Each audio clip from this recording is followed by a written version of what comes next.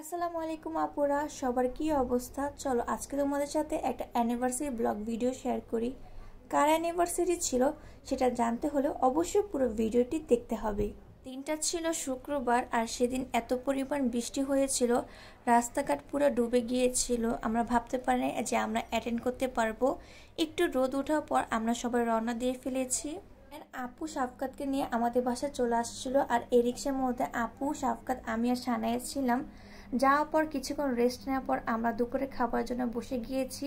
আর মামি আমাদের জন্য অনেক রকমের খাবার রান্না করেছে, আর আমাদের দুই মামিদের রান্না অনেক মজা হয়।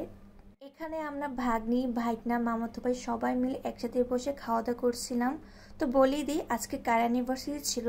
আজকে আমার বড় মামার বড় মামি 18 বছর বিবাহবার্ষিকী ছিল, কিন্তু কেকে একটা মিস্টেক ছিল, কারণ কি এখানে 8 লেখা ছিল কিন্তু এখানে 18 বছর হবে। তো এখানে সবাই মিলে কেক কাটছিল। আর এখানে আমার বড় বোনের ছেলে অনেক খুশি হয়ে গিয়েছে কেক দেখে। সে তো কেক দেখে হাততালি দেওয়া শুরু করে দিয়েছে। এরপর মামা মামি সব বাচ্চাদের নিয়ে একসাথে কেক কাটলো, আর কেকটা অনেক মজা ছিল।